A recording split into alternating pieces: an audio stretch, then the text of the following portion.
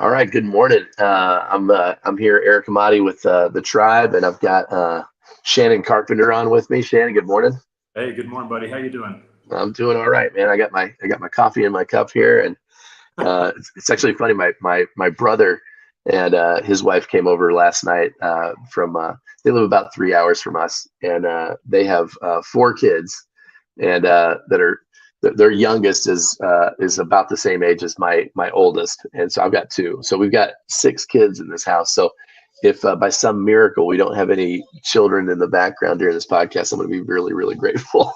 Luckily, mine are asleep because they're 10, 11, 12, 13, and 23. And so far, that's all that's come forward. Wow, man. You got four too. So you just never figured out what was causing that or what? No, we finally did, yeah. Okay, all right. Some people watching this, I know like the people at our team are going to know who you are, but like the rest of the company, like they may or may not know. So just introduce yourself. Like where do you live, and how did you get into the business? How long ago? And just kind of tell us your story real quick. Sure, yeah. Well, I've been in the business about 15 years total. I grew up and had a father who was a police officer, loved to hunt and fish. And at 53 years old, he fell off a chair and he hit his head on the table, and he died instantly. It caused a massive coronary, and he died. And we thought we had life insurance, and it turns out we really didn't have much, because what we had was through his work, and you had to die like on active duty or a certain type of way. So that was a struggle for the family. Now my mother is a widow, and then a couple years later she goes through a little breast cancer experience, and after double mastectomy and surgery and missing months of work, I'm like, Mom, how do you ever pay the bills? And she said, this company that she bought a cancer policy through had actually paid her and helped her, and that's what kept the house paid and the lights on. So I was going to school at the time for IT, and I had a nice IT job. I had a job that paid me a nice six-figure salary. I had a job that paid me, this is back in the day, like they covered our benefits. I'm talking short-term, long-term, dental, vision, life, and major medical. I had a company car. My company credit card covered my tires, my gas, my oil, just car insurance, covered all that. And I saw what this company did for my mother, and I told my boss, I'm like, I feel like this is something I've got to go do. So 2 weeks later, That's cool. I quit my job and I went to work for a company, and literally for 100% chance of commission. And then everybody, including my mother, was like, "You're crazy! Don't do this." I love that. So, within about a year, I was a district manager at that company, and then over time, I worked for a couple others, and I learned different things. I started off learning cancer policies, basic life insurance, like one or two options, and then I got into more of an investment side with companies that offer hedge funds and IULs and stuff like that. So I found my way to Family First Life about a year and a half ago. And, for the first year, I bought leads heavily because that's what everybody does. And I wanted to learn this way. I've never bought leads. Even at my last company where people use leads, I've always kind of been the go out and meet people. I've always gone to businesses. That's always been my thing. But when I came here, I wanted to learn this system because I wanted to hire people and I wanted to teach it. And I figure if there's this many people out here doing it with Family First Life, then I want to learn that way. So for the first year I leads, I probably spent, $1,000 on leads in a week. And with Family First, you can literally purchase your own paycheck. I mean, you're buying these leads. Right. People that are asking for help, the more people you can, go see, the more families you can help, the more income you're going to have for your own family. So anyway, then, it kind of dawned on me, like I hadn't touched these IULs because most of my clients are looking for final expense. They just lost Aunt Sally to COVID, and they're just looking for $10,000 to $20,000 just to make sure they're not a burden on their family when they pass away. That's 98% of my clients. So I started thinking, how can I get back in this IUL market? And I started using TikTok. I made a separate channel because TikTok, the algorithm seems to like it when you have a specific genre that you're speaking about. So I started a TikTok channel, and by no means am I the master. Do I know everything? I couldn't even honestly tell you that I know the back end of all the math and how it works. But I either know somebody that does, I've got a whole team of support that does. The key for me was getting people interested in a conversation with me. So I learned how to work that algorithm. And I don't know if you're familiar with TikTok. If you use TikTok. You have TikTok? I do have TikTok. But as you're reading these tips, I'm making these banners for people to see because it's my way of taking notes. Yeah. But yeah, I did not know that. So I have a personal channel, but I don't have a business channel. So I need to get on that. So yeah, tell us more about that. Sure. Well, in right around the time when the whole Rona thing hit, I had an employee that was always on TikTok, just constantly on TikTok. And she was like, "You need to get on TikTok." And I'm like, "I don't have time for that child stuff, man. Come on." And but then that hit. We couldn't go anywhere. We couldn't go see clients, and that's what we're used to doing. So I got on TikTok. Now I have 8 channels. I get paid on 4 of them. TikTok actually pays you to make content too when you become really good at it. And so anyway, I did.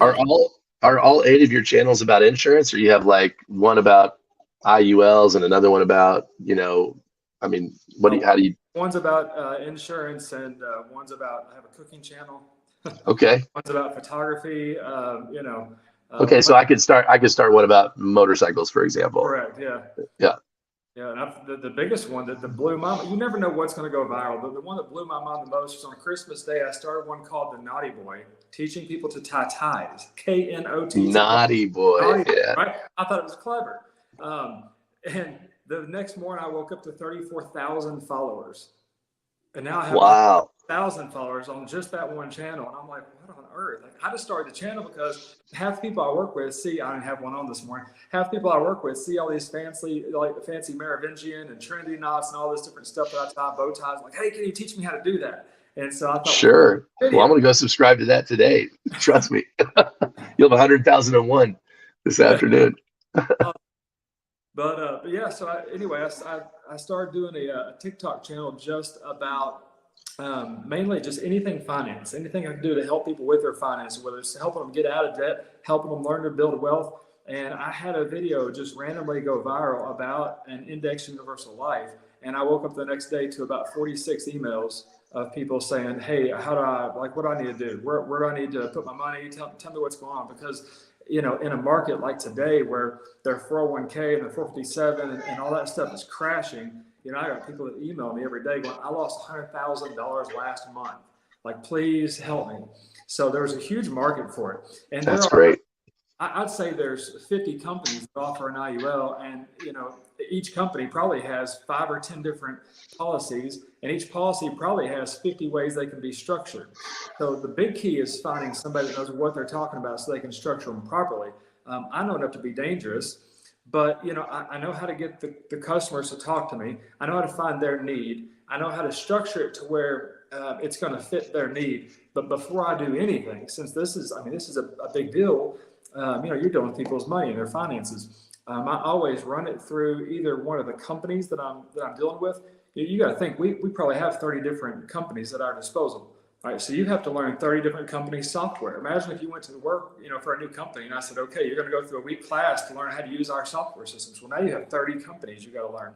So I run it by them, and I run it by a team of my uplines, basically to say, is this the right thing for this person? Is this what you would have done? And they'll either usually say, this looks perfect, or they'll say, I tweaked a few things, which means you kind of screwed this up. Do you ever use AMS to run through their team for illustrations? I did in the beginning, just because I had not done an IUL in probably 10 years. A company I worked at a long time ago, we did them. And for the last 8 years or so of my life before coming here, I was an executive market director of a different company, and it wasn't what we did. We didn't have that as an option. It wasn't one of our products. So I ran it through FFL AMS. You go on there, you click Ask a Specialist. You type in some information about what your client is looking for, their name, their demographics, whatever. And then they give you a recommendation. They're usually pretty quick. Within a day, you usually got something in your email saying, here's an illustration. And they'll even get on the phone with you and teach you how to read that illustration. Once you read one, it's very simple. But the first time you see one, it's a whole bunch of numbers, Right. It's like, what am I looking at here? It's real intimidating. I remember the first time I looked at one, I was like, what is going on here? Term insurance is easy to explain, right? But this is something else. But you don't have to know all that. When you're new at it, like when you're with your first one, all you need to do is talk to the client and really just ask them, what is it that you're looking for? Most people are looking for minimum death benefit. They don't care so much about the death benefit. They're looking for maximum distribution, which is I call it their tax-free annual salary, if you will. So they're looking for, what do I need to put into this, and what is it going to produce for me? So all you have to do is get some basic questions like, how old are you? Do you use tobacco? What's your height, weight? And the biggest question I ask them, I say, this question may sound kind of funny, but how much are you willing to invest in your own future? Because if you think about this, we're reverse engineering life insurance. When they say, I can put down, I'm just going to say $500 because that's about average. I guess that's about what most people can put in their IRA, right? So they say, I could put $500 a month towards my own retirement. Well, you just told me how much, because ultimately this is a life insurance policy. You told me how much you're going to pay. You told me what the premium was going to be. So now I've got to solve for what the face value is, right? And the face value, let's just say it's $387,000, and $24. Like, that's a weird number. I don't go to somebody's house and go, hey, so how would you like a $384,000? Sure. So we're reverse engineering this. So when you say how much can you put towards your retirement or whatever, right? That's your question. And then you reverse solve for premium with minimum face amount, maximum accumulation, right? Right. Yeah. Yeah, and that's pretty much that's your rule of thumb with pretty much everything. And so Right. for people that don't understand what that means, what Shannon said, I'll see if I can simplify it. You tell me where I'm going wrong, right? So I'm not really concerned about getting my death benefit up into the millions of dollars. I'm more concerned with what is the minimum amount of insurance that I can put in place to where I don't get taxed as a endowment contract, right? Which is correct. That's because the way these products work is, theoretically you could buy $1 of death benefit and have all the rest of it going to accumulation, but then the IRS knows that you send out these red flags. Oh, you're monkeying with the product design, right? So there's a threshold that the IRS actually puts in writing and says, hey, below this, above this threshold, you're good, right? And so literally all you have to do is they make it really brainless for you. That's the minimum. So we're going to buy the minimum of death benefit because the real purpose of me buying this is to use the accumulation portion of the product design to build my pension. Correct? Right. Exactly. You got it. Okay. All right. So for people to kind of get an idea of the kind of results that you're getting, right? So, typically when we sit down with a family, let's say we sit down with a family on a term insurance, or mortgage protection, and let's say that family spends $100 a month, right, on insurance. And I'm just pulling a number out of the air, right? So when you multiply that by 12, that's a $1,200 annual premium. Right. And in general, a lot of the policy, I've had policies that are $30 and $40 a month. I've had policies that are, even $100 a month, $200 a month on the high end with mortgage protection. So, but just on average, your average family spends, let's call it $1,000, right? And so if I protect 10 families, that might have been roughly 10,000, could have been 5,000, who knows how much premium it is, right? But like just an average, that kind of helps people. So when you sell a policy for $500 a month, right? Like you said, do you get to count, because they pay the commission differently, right? Don't they pay the target commission different than the overage commission? Like, can you kind of talk about that for a minute? They do. They pay the target premium. Well, they pay the target premium or the annual premium, whichever is lower, which is pretty much always going to be the target premium.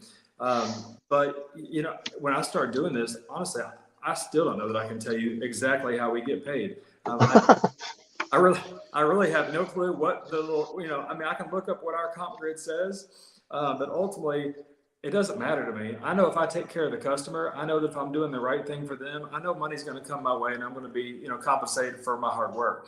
But, most of these companies, I guess, let's say if you're at 100%, for example, that's where we start people out, then you're probably making 80% of whatever the annual premium is going to be.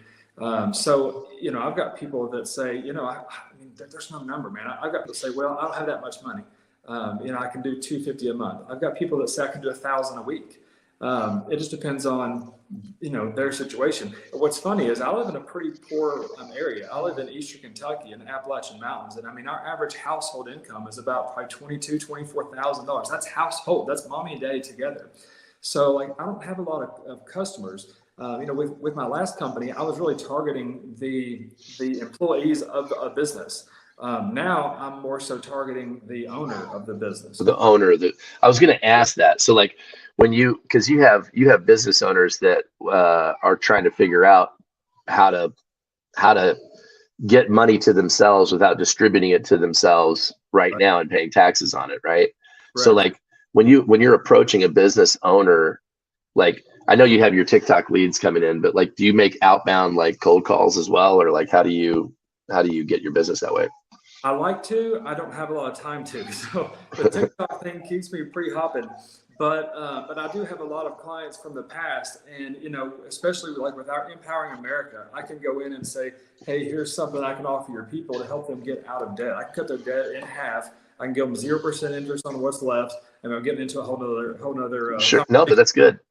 But I can, they can't afford some of these things because they're covered up in debt. If I can help them get out of debt, maybe they can spend a little bit of that extra money that I've helped them save on investing in their own future. And I have plenty of people that say, you know what, I want to get one of these for all my employees. I'm wasting all kinds of money on different benefits. This looks great, because if you think about it, really, I market this as you're buying a retirement plan. You're investing in a retirement plan. It happens to come with life insurance, critical, chronic, terminal, long-term care. It comes with all these things as a byproduct. So on top of that, it also comes with, I call it a bank account, right? Because if you compare a 401k to an IUL, I don't know the exacts, but I would say a 401k right now is probably earning 4 to 6%. If I'm just trying to be nice. and an IUL, right now they say averages between 8 and 10%, sometimes higher. And for people that don't know how that works, a 401k is directly invested in the stock market, and IUL is not. It's called IUL because it's an index. So we're going to watch the stock market performance. But the way it works is, if you look at, the little growth line that you see for an IUL, sure, they get 19%, right? It goes up 19%. Well, when it drops to -8, guess what? You get -8. When it goes back up to 12, you go back up to 12. When it goes down to -4, you go down. So your growth pattern looks like a heart monitor, right? It looks like one of these things. Yeah.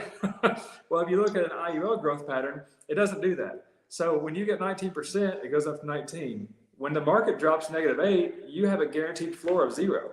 So we guarantee you're not going to lose money in a down market. So you have a flat line. And then you get 12 the next year, it goes back up. Then it flatlines again, right? So it looks like a staircase instead of a heartbeat. Right. Yeah, it doesn't look like an EKG, right? Exactly. EKG, thank you. I was looking for the word. Yeah. Sonogram? What is that? Yeah.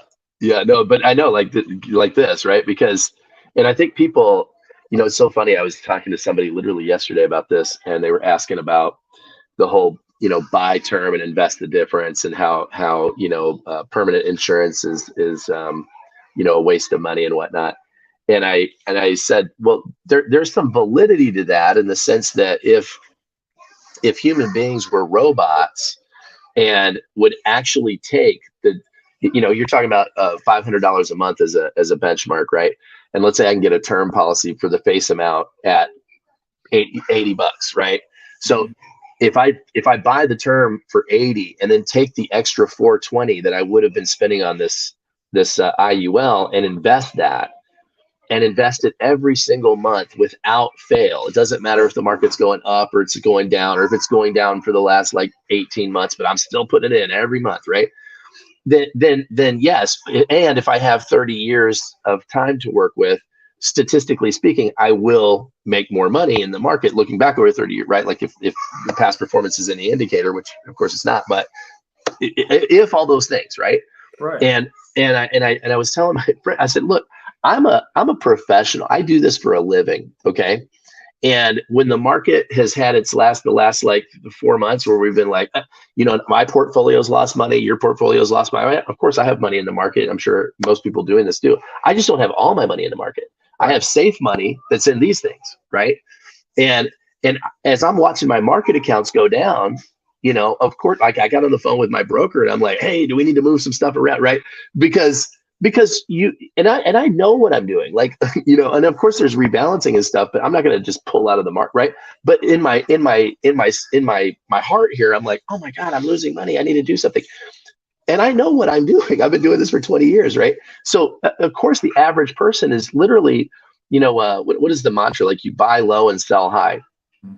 Right. That's the way to win at stocks, right? Buy low, sell high. But what most people do, because we're emotional and we're uneducated, most of us, is, we wait to get into the market until everybody's in the market, right? It's like, oh man, everybody's making money, I should probably get in here. And so we buy high, and then when the market starts going down, we're like, I got to get out of here, I'm losing my money, and we sell low. And that's how people lose money. And so this whole idea of like, oh, I'm going to buy, turn, invest the difference. It's like, yeah, mathematically as a math exercise, yes, right? But when you take into account how human beings are and how you yourself probably are, why would you want to, even if you could somehow manage to play the mental game of putting money, which my dad actually did. My dad, he's not a fan of permanent insurance, and he very disciplined, right? And did that. Now, he's got he's like a ninja up here in his brain, right? But even I was talking to him, he's like, well, yeah, of course it's stressful, right? Well, you have zero stress with these products. I can put the money in, I don't have to worry about it. I'm guaranteed never to lose money, and every time the market goes up, I'm winning. So it's I think most people, when they truly understand it, they're like, oh yeah, okay, let me do that. Right. Yeah. So two other things. One, people don't think about this, but I'll talk about doing one of these on their children.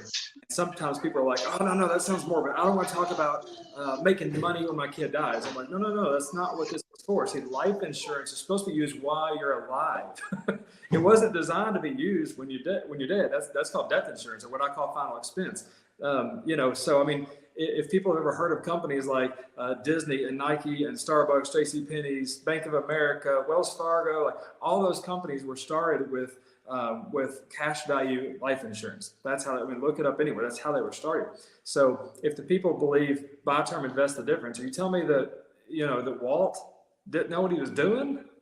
McDonald's, right? Didn't know what he was doing. Yeah, Ray was an idiot. He didn't know what he was doing. That's right. The most successful chain. He was a victim. He was a victim of a scam. Yeah. The victim of a scam. Yeah. But start one of these on the kids, so you don't have to put in $500 a month. I'm 43. If I put in $500 a month, let's just say hypothetically that produced me $50,000 of annual tax-free income when I turn 65. If you put in $50 on a child, like my kids are mostly around the 10 to 13 age. If I put $50, maybe $100 a month into their policy, they're going to have the same result without having to spend as much as you and I have to put in.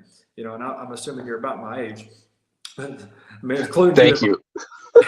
Including you in my category of demographics here. I'll take it.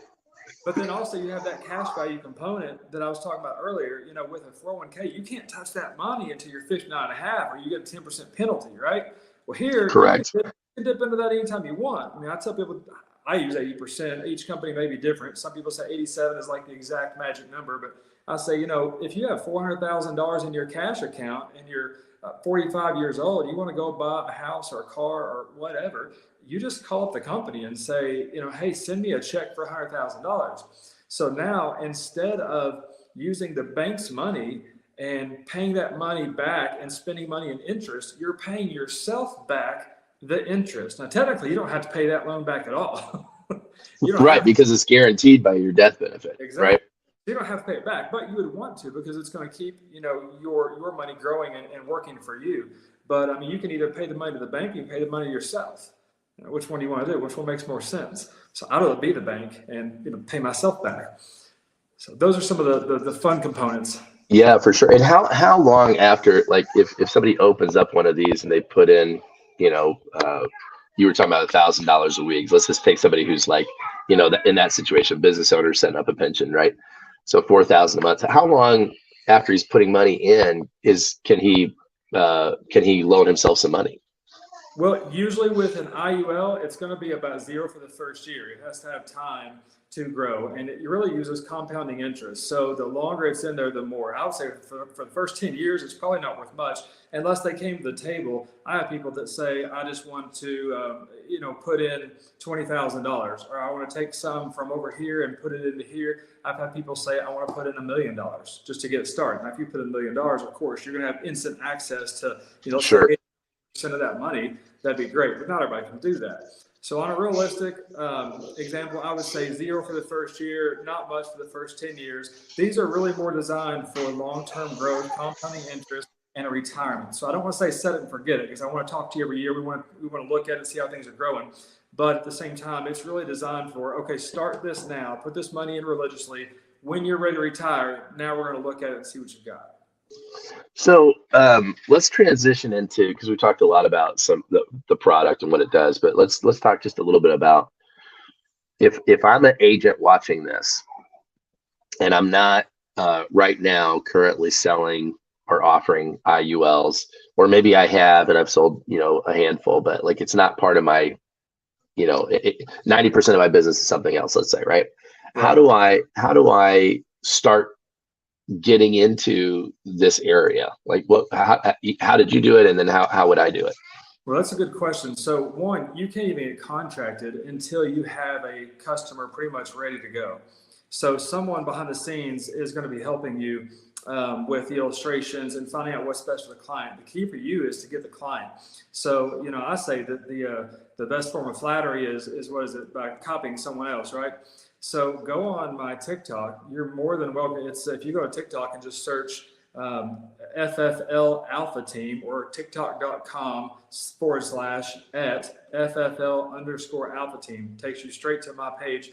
Watch some of my videos, get educated on how these products work, and then either say exactly what I said. You can save the video. Hurt my feelings. Save the video.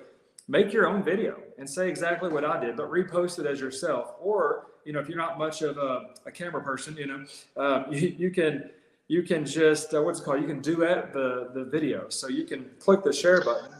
And how does tell us how that works? So that's when, like, a screen like this where you have two people, the original video's over here, and then you're reacting to it, like that kind of thing. Yeah. Neil sent me one the other day. Neil's my upline, Neil McMahon, and he sent me one the other day. Somebody random, I don't even think they're with our company. They were with somebody else, but it was my video, and I'm the one doing the talking. And he's like looking over at the screen. We hear this, I guess. He's looking over the screen, and he's going, "That's all you need." That's great. Your head point, like, dude's got it right there. Yeah. And now he has he had 40,000 views on that one video. That's great. And every time he does that, don't you get credit for it or something? So the way the algorithm works with TikTok is, let's call them brownie points, just for lack of better terminology. Okay, I'm gonna really dummy this down. So I love it. So you get brownie points for interactions. So if someone likes your video, you get a brownie point. You don't get much, but you get a brownie point. If they leave a comment on your video, you get a lot of brownie points. If they share it to a different platform or share it with somebody else, a different user, you get a lot of brownie points. If they watch it to 90% completion or more, then you get a lot of brownie points. If they duet you, you get a whole lot more brownie points. If they stitch you, which you can Google that and figure out what that means, then you get brownie points. So you get brownie points for all these interactions, right? Meaningful interactions is what they're called. So when you get a lot of meaningful interactions, let's just say that it goes out to, let's say I only have 100 friends that are my followers. I just started my TikTok and I added a bunch of friends from Facebook because they can, do that, whatever, find my friends. So I have 100 friends. Let's say that 50 of those people see the video, like it almost all the way, leave a comment, share it, save it as their favorites, whatever. TikTok says, oh, this is a great video. I'm going to send this to a few more people that he knows. All right, so then they like it, they watch it, they save it, they share it, leave a comment, whatever. Then it starts going to people that I don't even know, that don't even know me. And then they start liking it, they start sharing it, et cetera, et cetera. Now it hits the For You page, which is when you'll see it blow up. So I posted one 2 days ago, literally at 10 o'clock in the morning, and by noon it had 4,000 views. 70 people had saved it as their favorite video. 90 people had shared it to other people. And by the end of the day, it was like 10,000. And it's probably, fizzled out. Who knows? I've seen those things pick back up and going from Well, I 500,000. mean, that's something else. You one of the things you do on your videos that I think is great is you're like, let's see how long this stays up before I get banned from. Have you ever literally been banned or they shut a video down? I have. No way. I have, and I don't know if we're allowed to say this. You may have to cut this out, but the government puts a lot of restrictions on what you can and can't say regarding the selling and the advertisement of these products. So even though all these products are perfectly legal, it's a 7702 tax code. That's why it's all tax free.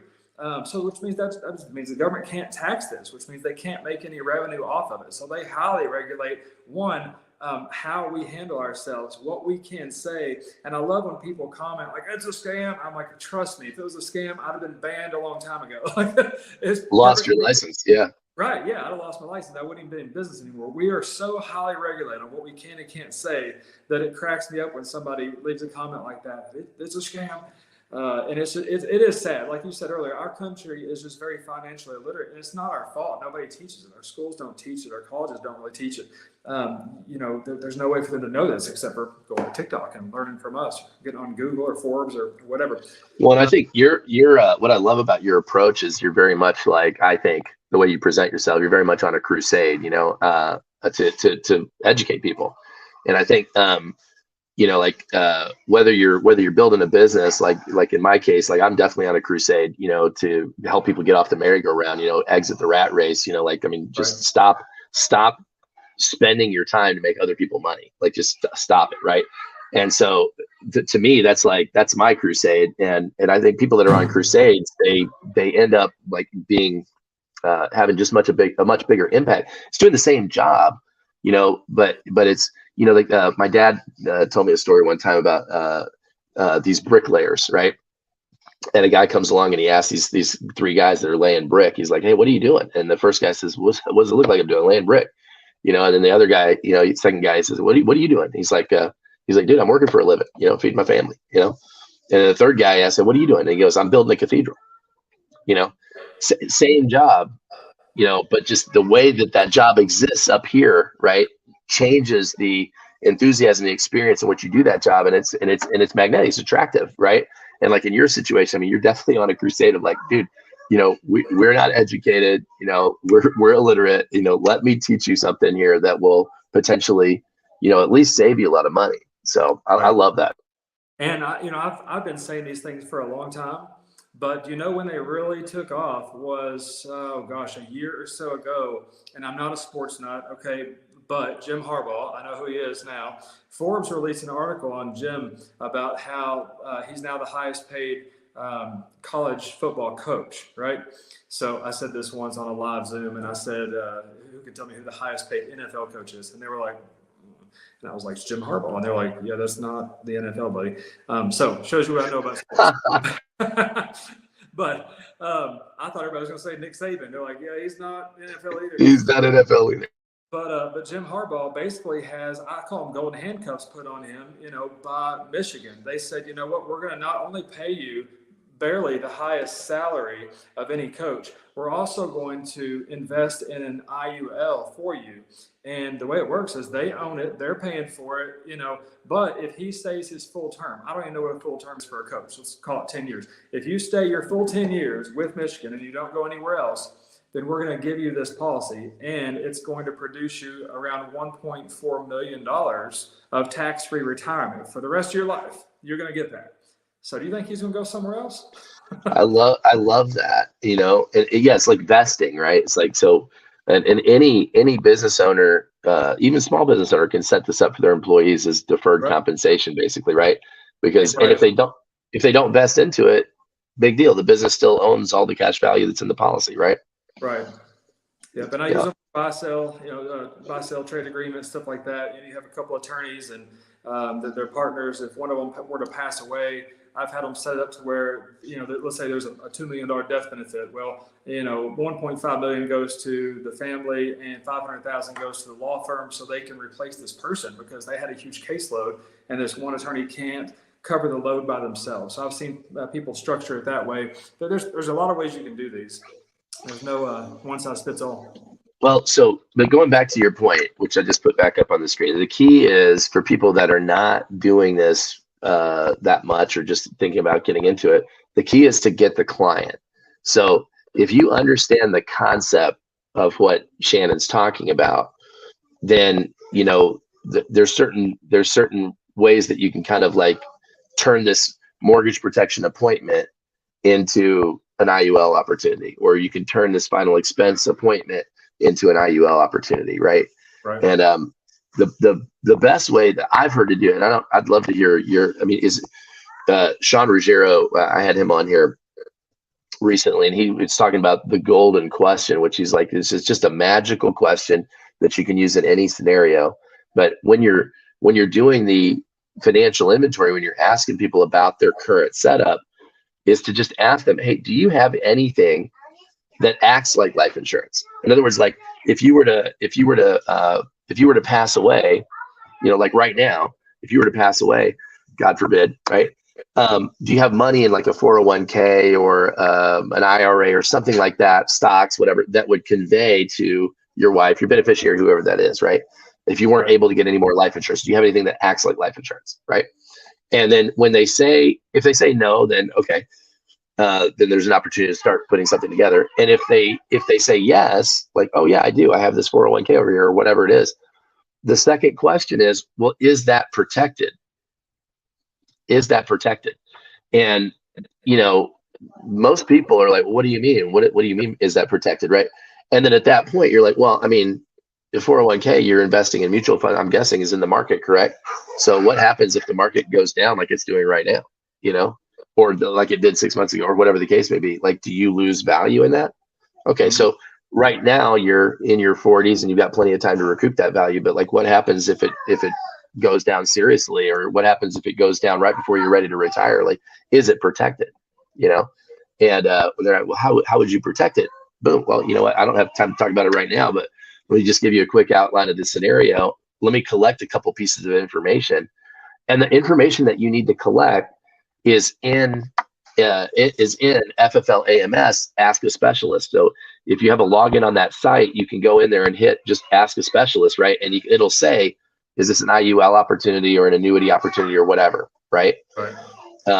And the difference is, and you can also get to Ask a Specialist through the Integrity Lead platform, right? Integrity Lead's ILC. Sure.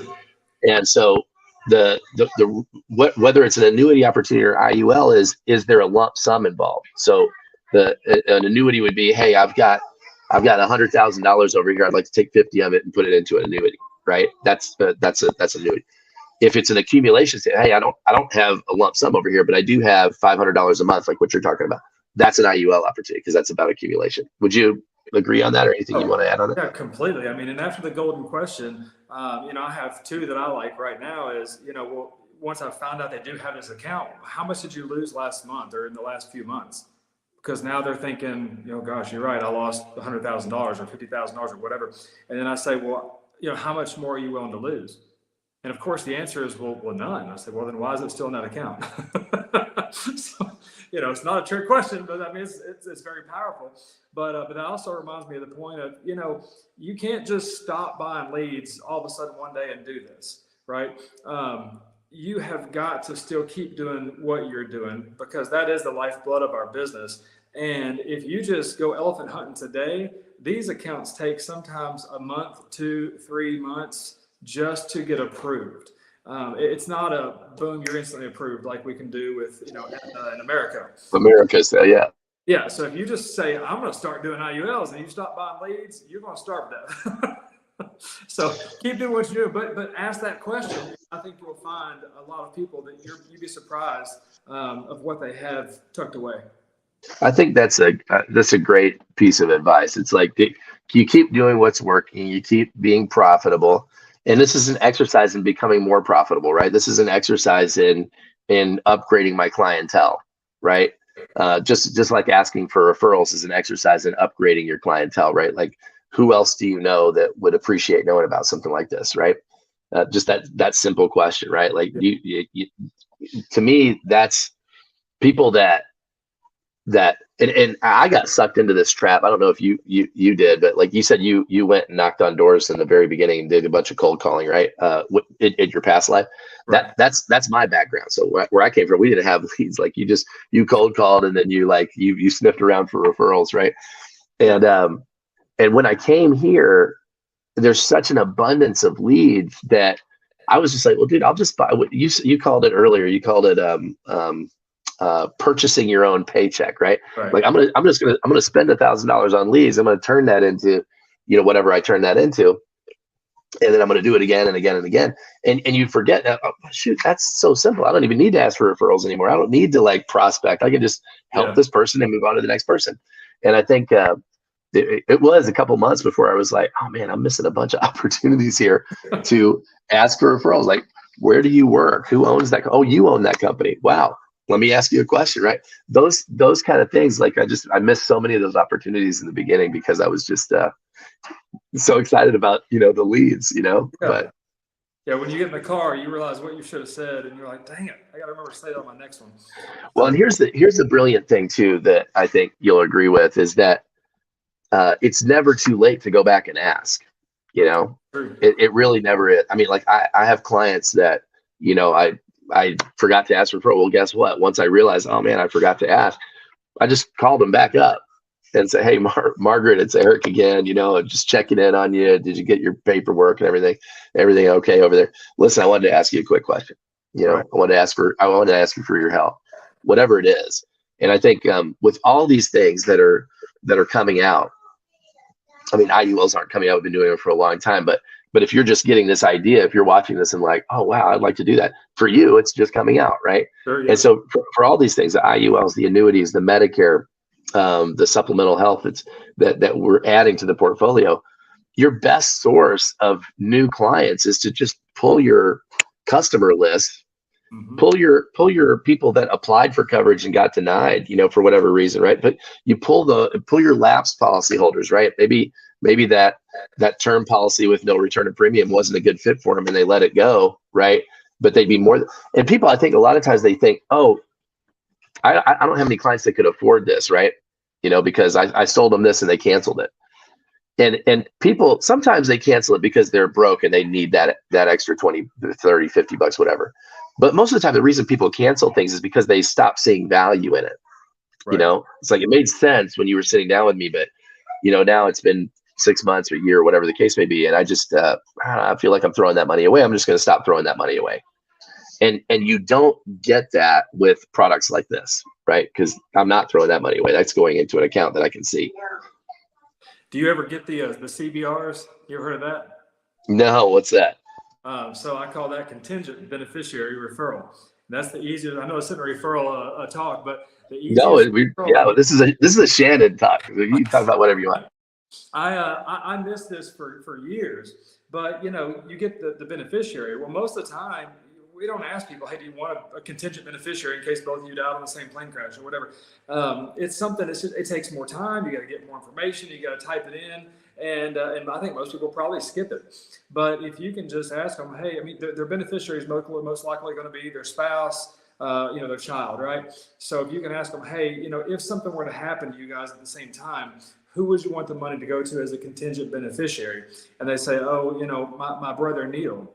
Well, somebody taught me a long time ago. They said, so what I do is I have them text Neil and say, hey, Neil, I just took out a policy with Shannon Carpenter, and I think this will interest you also.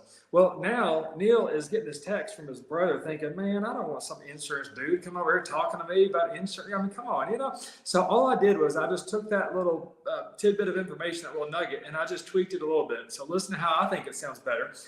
So my text says, hey, Neil, I just took out a policy with Shannon Carpenter, and I named you as one of my beneficiaries. So Shannon's going to be calling you to go over that policy and explain how it works. And for a second, you need to know what his name and his number is and put it in your phone, because if something happens to me, I need you to reach out to him. So beautiful. That's a lot more powerful. Now they're not thinking Shannon's coming to talk to me. Shannon's coming to explain to me what my brother took out. But in the whole time, I'm not talking about it as a sell to this person. I'm saying, so here's what your brother did. Here's how the plan works, and should something happen to him, here's what you would get. And now they're going, how do I get one of those? Oh, I get one, yeah. Yeah. It's their idea. They're like, well, how do I get one of those? And I'm as amazed as they are. I'm like, well, yeah, that's a great idea. Oh, yeah, that's a good idea. I love that, man. I love that. So what as you look forward in, uh, kind of from where you are forward, right? Like what are your goals this year? You're going after, Hall of Fame, or are you wanting to build a team of people that do exactly what you're doing now? Like, what are you thinking for yourself? So first of all, I like building a team. I have, I don't know, 40 or 50 so far. I want to get people that are actively looking to change their lives. I want to get people that have a personality. People always ask me, what's the thing that you look for the most? And I did a recruiting seminar once where I had two people come up on the dry erase board and write down everything that people yell out. And in the audience, I said, what are the qualities you look for? And they said, high integrity, hard work ethic, honesty, personality. I said, okay, in 5 or 10 minutes, I can put on a nice suit and a real big smile, and I can be the biggest con artist you've ever seen. So let's go back through this list. What are the qualities that you can honestly tell about me in 10 minutes? Now, can you tell if I'm honest? No. So I mark that off. Can you tell if I'm hardworking? No. I can tell you I'm the hardest worker you've ever seen. I don't know that. You mark that off. So you're looking for the things that you can actually measure. And I can tell if you have a good personality. I can tell if we mesh well together. It's kind of like kickball back in elementary school. You pick your own team here. So pick people that you like. More than likely, my biggest question I ask people is people like who? Themselves. So if you notice, most of my team is pretty loud, pretty energetic, mostly extroverted. But anybody that would like a career doing this, where you can really help somebody. I didn't go to school to be an insurance person. I went to school to be an IT person, right? And I also studied psychology. So, but with the events of my family, I tell people this field is kind of like a secret elite society or a cult, however you want to look at it. You have to invite in. You do kind of have to be invited in. You're right. Yeah, nobody goes to school and their guidance counselor in middle school says, what do you want to be when you grow up, little Johnny? And they go, I want to sell insurance. Right. Or you should consider insurance. Like nobody said, I never got that ever. Yeah. You have to be invited in somehow. But I tell people I will talk to anybody and give them the opportunity. But it is a lot of hard work. I don't want anybody think that it's an easy gig. I do sit at home most days. I make phone calls. I'm on Zooms. Occasionally I go out and I see clients. But you got to think most of my clients are coming from other states. The area I live in, I don't get a lot of clients that do this. Most of my clients I'm licensed in 34 states, and TikTok pretty much sends me my clients. I've had to get licensed in all these states because right. Clients in Rhode Island. I don't think I've ever been to Rhode Island, but you got to cross that off your list, man. Rhode Island's beautiful. I know. Well, I want to see them now. One of my clients is like awesome. We talk all the time. We get along, and I'm like, I'll come there to see that dude. Hey, on Monday, in I think it's in Providence or real close to there, we're having a opportunity meeting up there. So cool. scoot your butt up there. That'd be fun. Well, I tell you, so you're bringing people on right now, right? So if somebody's watching this video and they like what you had to say, how do they get in touch with you? One, they can either call or text me. My cell phone is 859-333-3747.